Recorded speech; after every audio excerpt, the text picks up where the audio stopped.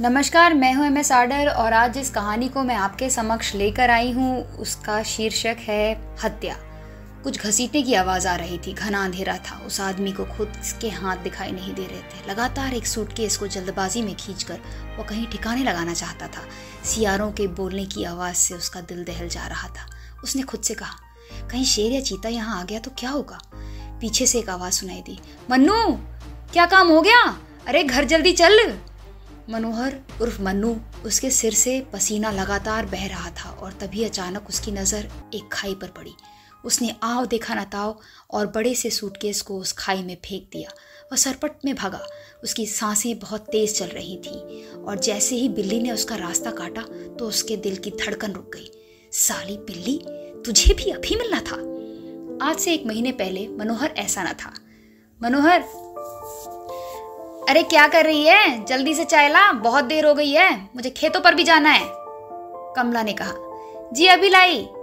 जैसे ही कमला ने अपने कोमल हाथों से उसे चाय दिया तो मनोहर का मन डोल पड़ा। उसके अंदर कमला के साथ फिजिकल रिलेशनशिप करने की भावना जाग उठी। उसने धीरे से कहा, आज न मेरा खेतों पर जाने का मन नहीं कर रहा। उसके बाप सोहन लाल ने चिल्लाकर कहा, जब से तेरी शादी हुई है और हम इस कमला को खरीद कर लाए हैं, तेरी उसी दिन से काम करने का मन नहीं करता। जी तो करता है कि इस कमला को लात मारकर बाहर निकाल दूं। कम से कम तू काम करना तो शुरू करेगा, निकम्मा कहीं का। तभी मनोहर की बहन भागमती ने चीख कर कहा, 1 महीने से कम ये 20 बार यहाँ से भाग चुकी है। कहाँ जाती है, किससे मिलती है, किसको क्या करती है, किसी को कुछ नहीं पता। बस लोग आंख मूंद कर मैडम जी की सेवा कर रहे हैं। हाँ, बस इस उल्टा की आरती उतारते रहो। मनोहर ने तुरंत कहा, तू चुप कर। अगर तू मेरी बहन नहीं होती और विधवा नहीं होती तो मैंने तुझे अपने घर में शरण नहीं दी होती। अपना काम कर। तुझे मेरे को ना तेरे लेक्चर की जरूरत नहीं है। भागमती जोर जोर से रोने लगी, लेकिन इससे मनोहर को कोई फर्क नहीं पड़ा। वो एकटक अपनी बीवी कमला को घूरे जा रहा था। कमला तुरंत अपना हाथ छुड़ाकर किचन में चली गई। आखिर थक हार कर मनोहर को खेतों पर जाना पड़ा। रात के 9 बजे जब वह सारे काम निपटाकर घर लौटा तो वह सन्न रह गया। भाग गई, वो फिर से भाग गई। अब मनोहर का पारा चढ़ चुका था। आज वर्तमान में, मनोहर, ओए मन्नू, चल जल्दी यार, क्या सोचने लग गया? राजेंद्र ने चिल्लाकर कहा। मनोहर अपने वर्तमान में लौट आया। अपने ख्यालों की दुनिया में खोया हुआ मनोहर कुछ पुरानी यादों में खो सा गया था। मनोहर ने फटाफट राजेंद्र के साथ में 3 व्हीलर में बैठ गया और राजेंद्र ने 3 व्हीलर स्टार्ट कर दिया। मनोहर तुरंत बोलना कुछ चाहता था, लेकिन तभी वो चुप हो गया। सामने दूर दूर तक कोई भी इंसान नहीं दिख रहा था। हवा बहुत तेज बह रही थी। हल्की सी सरसराहट शरीर में सिहरन पैदा कर रही थी। राजेंद्र ने कहा, अब तो सब बातों को भूल जा, हैं? दूसरी खरीद के ले आना, मगर इस बार बैकग्राउंड चेक जरूर करियो। कुछ अजीब सी थी वो, पता नहीं औरत थी या चुड़ैल। मनोहर ने दुखी स्वर में कहा, मैं उससे बहुत प्यार करता था, पर न जाने क्यों वो ऐसा करती थी, हमेशा चुप रहती थी। मुझे तो ये भी नहीं पता कि उसके माँ बाप कौन थे, किसने उसे बेचा था, वो एक्चुअली क्या लगता था उसका। राजेंद्र ने कहा, अरे वो सब छोड़, वो तेरे घर से इतनी बार भाग कर गई तो कहाँ गई, किसी को कुछ नहीं पता। क्या तुझे याद है पहली बार जब वो भाग कर गई थी और हम उसे ढूंढने निकले थे तो क्या हुआ था? अचानक से वहाँ बहुत सारी शांति छा गई। पिछले 1 महीने में जो कुछ भी हुआ था उसका जिक्र करना मनोहर के लिए पॉसिबल नहीं था।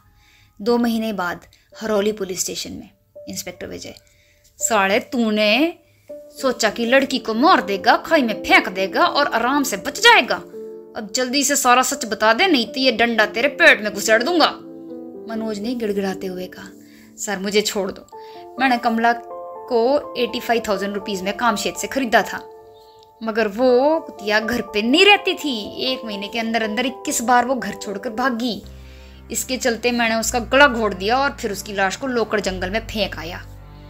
इंस्पेक्टर विजय ने कहा, ये तो तू आधा सच बोल रहा है। इस क्राइम को तूने अकेले अंजाम नहीं दिया, अपने सारे पार्टनर्स के नाम बता, नहीं तो तुझे इतना मारेंगे कि तेरे पूरे जिस्म की तरह तेरा नीचे वाला पार्ट भी सूज जाना है। चल जल्दी से सब कुछ बक दे, नहीं ते।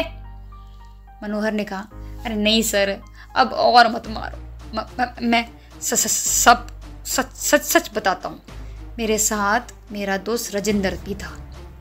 इंस्पेक्टर विजय ने कांस्टेबल धर्मेश की ओर देखा और कहा, जल्दी से उस साले को उठाड़ा।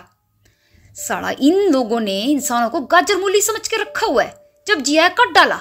कानून के डर के नाम की कुछ चीज ही नहीं है, हैं? 2 दिन तक लगातार मार खाने के बाद में राजेंद्र ने सारी सच्चाई उगल दी। हत्या के संबंध में हरोली पुलिस स्टेशन में भारतीय दंड संहिता की धारा 302, हत्या 201 और 34 के तहत मामला दर्ज किया गया। फिर मनोहर, उसके परिवार के लोगों और राजेंद्र को लोअर कोर्ट में प्रस्तुत किया गया। उस पूरी पेशी के दौरान मनोहर और राजेंद्र को असली दोषी ठहराया गया और उन्हें फांसी की सजा सुना दी गई, मगर मनोहर के परिवार ने हाईकोर्ट में अपील की। इस तरह तकरीबन 10 साल बीत गए। बाद में सुप्रीम कोर्ट ने उसकी मौत की सजा को 20 साल की उम्र कैद की सजा में कम्यूट कर दिया।